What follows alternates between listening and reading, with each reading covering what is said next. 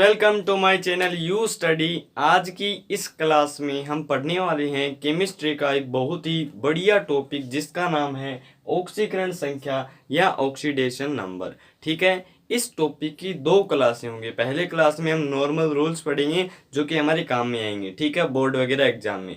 दूसरे जो क्लास होगी उसके अंतर्गत हम इनके कुछ हाई लेवल पढ़ेंगे जो कि कॉम्पिटिटिव एग्जाम के अंतर्गत पूछे जाते हैं, जैसे जेई है, नीट है, उनके अंतर्गत पूछे जाते हैं। उन क्वेश्चंस की हम चर्चा करेंगे। ठीक है, आज हम जो है ऑक्सीजन संख्या के जो सामान्य नियम हैं उनके बारे में हम चर्चा करेंगे और ऑक्सीजन संख्या होती क्या है वो आज हम देखेंगे। ठीक है, आज वाली जो क्लास रहेगी वो सिंपल क्लास रहेगी। इसके बाद वाली जो सेकेंड क्लास आएगी ना, उसके अंतर्गत हम कुछ जो है बढ़िया चीजें पढ़ेंगे, इंटरेस्टिंग चीजें पढ़ेंगे। ठीक है, ठीक है, चलो स्टार्ट करते हैं। ऑक्सीकरण संख्या, पहले हम बात करते हैं ऑक्सीकरण संख्या होती क्या है। ठीक है, अभी तक हम एक चीज देखते आ रहे थे, उससे मैं आपको रिलेटिव करके पढ़ाता हूँ। जैसे अभी तक हम पढ़ते आ रहे थे संयोजकता, जिसे इंग्लिश में कहते हैं वैलेंसी। संयोजकता इंग्लिश में से कहते हैं वैलेंसी, ये हम पढ़ते आ रहे थे। ये क्या होती है? ये होती है किसी भी तत्व के बाह्यतम कक्ष में उपस्थित इलेक्ट्रॉनों की संख्या। ठीक है, आउटर मोस्ट जो आपका ऑर्बिटल होता है उसके अंदर जितने भी इलेक्ट्रॉन होते हैं वो आपके वैलेंस इलेक्ट्रॉन कहलाते हैं ना। ठीक है, उनकी संख्या जैसे मान लीजिए अगर हम सोडियम में देखें तो उसकी संख्या होती है +1 या 1 होती है। मान लीजिए बाह्यतम कक्ष में इसके इलेक्ट्रॉन होते हैं 1। ठीक है, इसी तरह कार्बन में कितनी होती है? 4।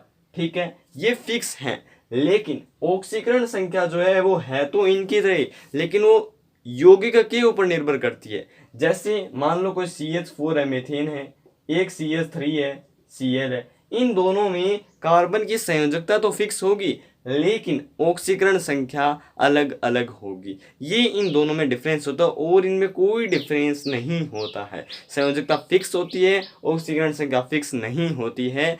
ये उस यौगिक के अंतर्गत जो है हमें बताती है कि इस तत्व ने कितने इलेक्ट्रॉनों का लेन देन किया है। जैसे अगर हम देखें तो वैलेंसी शेल तो हमें केवल इतना ही बताता है कि इसके बाह्यतम कक्ष में इतने इलेक्ट्रॉन है, लेकिन ऑक्सीकरण संख्या हमें किसी विशेष यौगिक के अंतर्गत बताती है कि इस तत्व ने इस यौगिक के अंतर्गत कितने इलेक्ट्रॉन दिए और कितने इलेक्ट्रॉन दिए, उन सब का जो टोटल योग है, सम है, वो बताती है ऑक्सीकरण संख्या। कुल मिलाकर के कितने इलेक्ट्रॉन दिए, कितने इलेक्ट्रॉन लिए, इनका टोटल जो योग होता है वो होता है किसी भी तत्व के ऊपर उपस्थित आवेश, और उस आवेशों की संख्या को ही हम उस तत्व की ऑक्सीकरण संख्या कहते हैं। तो डेफिनेशन पर एक बार फिर से ध्यान दें। किसी भी यौगिक के अंतर्गत कोई भी यौगिक हो, कंपाउंड हो, उसके अंदर किसी भी तत्व के ऊपर प्रत्यक्ष या परोक्ष यानी किसी भी तरीके से उपस्थित आवेशों की संख्या को उस तत्व की ऑक्सीकरण संख्या कहते हैं। सिंपल सा उदाहरण लिखता हूं, जैसे सोडियम क्लोराइड होता है, 10th क्लास तक आप पढ़ते आ रही हैं, इसको हम ऐसे लिख सकते हैं Na+Cl-, ऐसे लिख सकते हैं ना। अब ये बताता है कि सोडियम ने 1 इलेक्ट्रॉन दिया है, क्लोरीन को सोडियम ने 1 इलेक्ट्रॉन दिया है और क्लोरीन ने 1 इलेक्ट्रॉन इसे लिया है, यानी इसका टोटल जो देता है वो हमेशा हम धनात्मक में लेते हैं, जो इलेक्ट्रॉन देता है वो हमेशा पॉजिटिव आता है और जो लेता है हमेशा वो ऋणायन आता है। तो इसने लिया इसलिए इसके ऊपर नेगेटिव आ गया, इसने दिया इसलिए इसके ऊपर पॉजिटिव आ गया, तो इसकी ऑक्सीकरण संख्या जो है वो +1 हो जाएगी। यानी ऑक्सीकरण संख्या किसी भी यौगिक के अंतर्गत किसी भी तत्व के ऊपर उपस्थित आवेशों की संख्या के बराबर होती है। ये हमें केवल इतना बताती है कि इसने भैया इस कंपाउंड के अंतर्गत किया क्या है, इसने कितने इलेक्ट्रॉन दिए हैं और कितने इलेक्ट्रॉन लिए हैं। ठीक है, और उसी को हम चार्ज कहते हैं, आवेश कहते हैं, उसी की संख्या को हम क्या कहते हैं? ऑक्सीकरण संख्या कहते हैं। ठीक है, अब मैं यहाँ पर जो है आपको 2 पॉइंट समझाता हूँ, उन दोनों पॉइंट्स को जो है ध्यान से देखिएगा। ठीक है, पहला पॉइंट है जो आयनिक यौगिक होते हैं, जो आयनिक यौगिक यानी आयनिक कंपाउंड जो होते हैं, आयनिक यौगिकों के अंतर्गत तत्वों की जो आपकी संयोजकता है, वैलेंस जो इलेक्ट्रॉन होते हैं, नंबर ऑफ वैलेंस इलेक्ट्रॉन्स, वो बराबर होते हैं तत्व की ऑक्सीकरण संख्या के।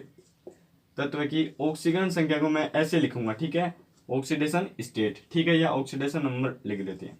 ठीक है, इसको हम ऑक्सीडेशन स्टेट भी कहते हैं, ऑक्सीकरण स्थिति को भी कहते हैं। ठीक है, तो आयनिक यौगिकों के अंतर्गत तत्वों की संयोजकता और तत्वों की ऑक्सीडेशन नंबर हमेशा बराबर होगी। जैसे ये एक आयनिक कंपाउंड है, सोडियम का जो संयोजकता होती है वो हमेशा +1 होती है, अभी बताई थी। इसके अंतर्गत ऑक्सीकरण संख्या भी +1 है। क्लोरीन की जो संयोजकता है वो हमेशा एक लेने की रहती है। संयोजकता को या तो हम सीधा लिखते हैं या 8 में से घटाकर प्राप्त करते हैं बाह्यतम कक्ष से इलेक्ट्रॉन। तो क्लोरीन के बाह्यतम कक्ष में इलेक्ट्रॉन होते हैं 7 और 8 में से 7 गया 1। तो क्लोरीन की संयोजकता 1 होती है, यानी -1 होती है, लेने की होती है, और इसीलिए क्लोरीन की इस NaCl के अंतर्गत ऑक्सीडेशन स्टेट भी क्या है, -1 है। यानी आयनिक यौगिकों के अंतर्गत तत्वों की संयोजकता और तत्व की ऑक्सीजन संख्या बराबर होती है। जैसे एक उदाहरण और ले लेते हैं, मैग्नीशियम क्लोराइड। इसको हम 10th क्लास तक आप सभी को पता है ऐसे लिखते हैं Mg+2 और Cl-। ऐसे ही तो लिखते हैं, यहाँ पर Cl2 हो जाते हैं तब बैलेंस हो जाता है, ठीक है, ऐसे ही तो लिखते हैं। अब देख तो मैग्नीशियम की जो संयोजकता है वो हमेशा हमें पता है +2 होती है, तो +2 है, बराबर है। क्लोरीन की ऑक्सीजन संख्या हमें पता है हमेशा -1 होती है, इसमें भी ऑक्सीजन संख्या -1 है, हमेशा बराबर रहेगी। यानी आयनिक यौगिकों के अंतर्गत तत्वों की संयोजकता और ऑक्सीडेशन स्टेट हमेशा बराबर रहेगी। समझा क्या? ठीक है। अगला है जो आपके सह संयोजक यौगिक होते हैं, जो आपके सह संयोजक यौगिक होते हैं, कोवेलेंट कंपाउंड्स होते हैं, उनके अंदर यौगिकों के अंदर तत्वों की संयोजकता बराबर नहीं होती है तत्वों की ऑक्सीकरण संख्या की, ठीक है, ऑक्सीडेशन नंबर की, ठीक है, ये बराबर नहीं होते। जो सह संयोजक यौगिक होते हैं जिनमें इलेक्ट्रॉन का साझा होता है, उनके अंतर्गत तत्वों की संयोजकता और ऑक्सीकरण संख्या बराबर नहीं होती, ये केवल आयनिक कंपाउंड के अंतर्गत होती है। उदाहरण आपको मैं बढ़िया सा दे रहा हूँ, कार्बन की संयोजकता हमें पता है सबको +4 होती है। अब मैं आपके सामने 4 कंपाउंड लिख रहा हूँ, 3 लिख देता हूँ, CH4 CH3 Cl CH2 Cl2, ठीक है। इसके अंतर्गत कार्बन की ऑक्सीजन संख्या देखिए, ध्यान से देखिएगा, देखिए ध्यान से देखिए, 3 कंपाउंड आपके सामने मैंने लिखी। अब कार्बन की संयोजकता सबको पता है 4 होती है, लेकिन इनके अंतर्गत ऑक्सीजन संख्या निकाली। ऑक्सीजन संख्या मैंने आपको बताया है कि किसी भी यौगिक के अंतर्गत उस तत्व ने कितना साझा वगैरह किया उसका योग होता है। CH4 की स्ट्रक्चर आपको पता है, ऐसे बनाती हैं हम, ऐसे बनाते हैं, ठीक है। यहाँ पर हाइड्रोजन धन विद्युत तत्व है, यानी ये इलेक्ट्रॉन देता है तो ये एक इलेक्ट्रॉन इसे ले लेगा, एक इससे ले लेगा, एक इसे ले लेगा, एक इसे ले लेगा। तो यहाँ पर कार्बन ने टोटल कितने इलेक्ट्रॉन लिए, 4 इलेक्ट्रॉन लिए, तो कार्बन की संयोजकता कितनी हो गई, 4 हो गई, ठीक है। CH3Cl के अंदर देखिए इसकी स्ट्रक्चर हम बनाते हैं, एक CH, एक CH और एक CH और एक Cl। अब हाइड्रोजन तो धन विद्युत तत्व है इसलिए इलेक्ट्रॉन दे देता है, लेकिन क्लोरीन जो है ये आपका इलेक्ट्रोनेगेटिव एलिमेंट होता है, यानी विद्युत ऋणी तत्व होता है, ये इलेक्ट्रॉन देता नहीं है, ये इलेक्ट्रॉन लेता है, ठीक है। तो ये क्या करेगा, कार्बन से एक इलेक्ट्रॉन ले लेगा, यानी इस पर आ जाएगा -1, ठीक है। अभी तो देखो ये -4 होगा ना यार, सॉरी यार, जो लेता है वो हमेशा माइनस होता है, इसलिए ये माइनस होगी सारी में सारी, ठीक है, माइनस होंगे। अब क्लोरीन ने एक इलेक्ट्रॉन ले लिया इसलिए इस पर नेगेटिव आ गया, ठीक है, और इसके पास एक पॉजिटिव आ गया क्योंकि इसने दे दिया, और इन तीनों के पास जो है हमेशा नेगेटिव रहेगा क्योंकि ये इनसे एक लेगा, ठीक है। तो माइनस के कितने हो गए 3 और प्लस का कितना हो गया 1, तो कार्बन का टोटल जो ऑक्सीजन संख्या वो हो जाएगा -2। यहाँ पर -2 आ गया, यहाँ पर +4 बराबर नहीं है ना, नहीं है। इसके अंदर का देखो, इसकी स्ट्रक्चर बनाओ CH Cl Cl, ठीक है। ये इलेक्ट्रॉन ले लेगा तो इससे +1 आ जाएगा और इस पर भी +1 आ जाएगा, इन दोनों से ले लेगा -1 आ जाएगा, -1 आ जाएगा, टोटल सम करोगे तो प्लस का 2 और माइनस का 2 बराबर आ जाएगा 0, यानी इसमें कार्बन की ऑक्सीजन संख्या 0 है। यानी कार्बन की संयोजकता और ऑक्सीजन संख्या बराबर नहीं होती है, ठीक है, वो होता है सह संयोजक यौगिकों के अंतर्गत, ठीक है। अब हम देखते हैं ऑक्सीजन संख्या के कुछ सामान्य नियम, ठीक है। अब देखो ये जो 4 नियम मैंने लिखे ना, ये बहुत ही इंपॉर्टेंट नियम है, ठीक है, ये सामान्य नियम है, इनके सहायता से हम बहुत सारे एलिमेंट्स के जो है ऑक्सीडेशन स्टेट आराम से निकाल लेंगे। आगे वाली जो क्लास आएगी उसमें मैं आपको ऐसी ट्रिक्स बताऊंगा जिनकी सहायता से आप जो है ऑक्सीजन संख्या आराम से निकाल पाएंगे, एकदम कठिन से कठिन, हार्डेस्ट एवर, ठीक है, ठीक है। पहले आज हम सामान्य नियम देखेंगे, ठीक है। तो पहला आपका नियम कहता है कि मुक्त अवस्था में सभी तत्वों की ऑक्सीजन संख्या 0 होती है। इसके साथ आप एक वर्ड और जोड़ लीजिए, आणविक हो या परमाणविक, आणविक या परमाणविक कोई भी हो, मुक्त अवस्था के अंतर्गत सभी तत्वों की ऑक्सीजन संख्या शून्य होती है। जैसे मान लो हाइड्रोजन है तो ये एक अणु हो गया, तो ये मुक्त अवस्था में ये किसी अन्य तत्व के साथ नहीं है, इसलिए इसकी ऑक्सीजन संख्या शून्य होती है। ठीक है, इसी तरीके से सोडियम ले लो, ये मुक्त अवस्था में किसी भी यौगिक से जुड़ा हुआ नहीं है, इसलिए इसकी ऑक्सीजन संख्या शून्य हो जाएगी। इसीलिए पोटेशियम ले लो, किसी से जुड़ा हुआ नहीं है, ऑक्सीजन संख्या शून्य होगी। ठीक है, और मान लो S8 है। अब जो सल्फर होता है वो आणविक फॉर्म में 8 तत्वों के साथ रहता है, तो आणविक फॉर्म में हो या परमाणविक में ऑक्सीजन संख्या हमेशा शून्य होगी। इसी तरह फास्फोरस ले लो, ये P4 के साथ रहता है, इसकी ऑक्सीजन संख्या भी शून्य होगी। ठीक है, यानी आणविक हो या परमाणविक ऑक्सीजन संख्या हमेशा क्या होगी, शून्य होगी, जब वो किसी अन्य तत्व से न जुड़ा हो। ये है पहला नियम, सामान्य से नियम। ठीक है, ठीक है।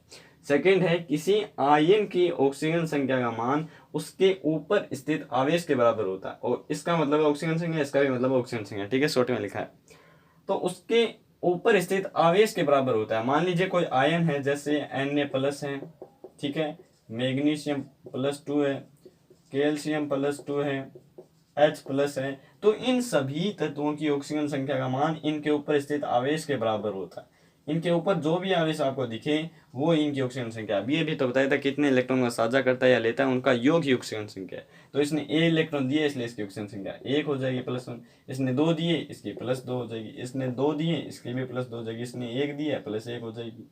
ठीक है, कितने भी अगर ऊपर आवेश हैं तो सीधा का सीधा वही ऑक्सीजन संख्या हो जाएगी। ठीक है, ठीक है। आगे वाले जो ये 2 नियम है ये बहुत ज़्यादा इम्पोर्टेंट है, थोड़ा सा इनको ध्यान से देखने की कोशिश कीजिए। इनकी सहायता से हम बहुत ज़्यादा एलिमेंट्स की ऑक्सीजन संख्या निकालने वाले हैं। नियम कह रहा है किसी भी यौगिक का ऑक्सीकरण अंक शून्य होता है। किसी भी यौगिक का, न कि तत्व का, कोई भी कंपाउंड है, जैसे मान लो कैल्शियम क्लोराइड है, ये एक पूरा का पूरा यौगिक है। इस पूरे के पूरे यौगिक की ऑक्सीजन संख्या शून्य होती है, अर्थात इसका मतलब है इस यौगिक के अंतर्गत जितने भी तत्व उपस्थित हैं उन सभी तत्वों की ऑक्सीजन संख्याओं का योग क्या है, शून्य है। इसका मतलब यही है। ठीक है, किसी यौगिक का जो ऑक्सीजन अंक है वो शून्य होता है, इसका मतलब है उसके अंतर्गत उपस्थित सभी तत्वों की ऑक्सीजन संख्या का योग शून्य होता है। ठीक है, अब देखो इसका जो है हम बहुत ही खतरनाक एप्लीकेशन करेंगे, उपयोग करेंगे। देखो कैसे, अगर मान लो हमें कैल्शियम की ऑक्सीजन संख्या निकालनी है जबकि क्लोरीन की हमें पता है, तो हम कैसे निकालेंगे? तो देखो ध्यान से, हमें पता है सभी तत्वों की ऑक्सीजन संख्या का योग कितना होना है, शून्य होना है। चलो शून्य लिख देते हैं। अच्छा, क्लोरीन की ऑक्सीजन संख्या हमें पता है कितनी होती है, -1 होती है। और कितने क्लोरीन है, 2, तो 2 गुणा -1। हमें निकालनी किसकी है, कैल्शियम की। कैल्शियम कितना है, 1 है, तो मान लो कैल्शियम की ऑक्सीजन संख्या x है। ठीक है, और इन सब को हमने जोड़ दिया, हमें पता है इन सब की ऑक्सीजन संख्या कितनी होगी, शून्य होगी, इसलिए हमने इसे बराबर शून्य लिख दिया। अब x -2 हो जाएगा क्योंकि ये -x से गुणा होगा, बराबर 0, और x बराबर 2, यानी कैल्शियम की ऑक्सीजन संख्या कितनी आ गई, 2 आ गई। इस तरीके से हम बहुत सारे यौगिकों की जो ऑक्सीजन संख्या है वो निकाल सकते हैं इस नियम की सहायता से। ठीक है, अब देखो और यौगिक देता हूँ। मान लो SO2 है, इसकी ऑक्सीजन संख्या में S की ऑक्सीजन संख्या निकालिए। S की ऑक्सीजन संख्या निकालिए, हमें पता है टोटल योग कितना होना है इनका, हमेशा शून्य होना है, तो शून्य लिख दिया पहले। x, s की मान ली हमने x है, ऑक्सीजन कितनी है, 2 है, और ऑक्सीजन की होती कितनी है, हमेशा -2 होती है, तो -2 लिख दिया। x -4 बराबर 0, ये 4 इधर आएगा तो x + 4, यानी सल्फर की ऑक्सीजन संख्या कितनी है इसमें, 4 है। इस तरीके से निकाल सकते हैं। और बहुत सारे यौगिक है, जैसे H2S में आप S की निकालिए, फटाफट से निकाल लिए, H2S में S की निकालिए। हमें पता है टोटल योग कितना होना है, शून्य होना है। इसकी मान ली x है और इसकी कितनी हो जाएगी, +2। ठीक है, क्योंकि 2 है, और इसकी ऑक्सीजन संख्या आ जाएगी -2। इसका उपयोग बहुत ज़्यादा है। ठीक है, अब आपको मैं बहुत सारे जो है एलिमेंट्स लिखा देता हूँ, आप उनकी ऑक्सीजन संख्या निकालिए और प्रैक्टिस कीजिए। ठीक है, तो ध्यान से देखिएगा। और यौगिक जैसे H2SO4 है, इसमें आप S की निकालिए। ठीक है, SO2 में निकाल दी, SO3 में S की निकाल लिए, और सल्फर ट्राइक्लोराइड में S की निकालिए, BF3 में B की निकालिए। इनकी ऑक्सीजन संख्या निकालिए, फटाफट प्रैक्टिस कीजिए। ठीक है, हमें पता है योग 0 होता है, इसलिए मैं ऐसा किया। ठीक है, अच्छा अब ये रूल और देखो, इनको वीडियो पॉज करके सोल्व कर लेना, ठीक है। अब ये रूल भी सेम ऐसा ही है, इसमें खाली कंपाउंड था और इसमें आ जाएगा बहुपरमाणुक आयन।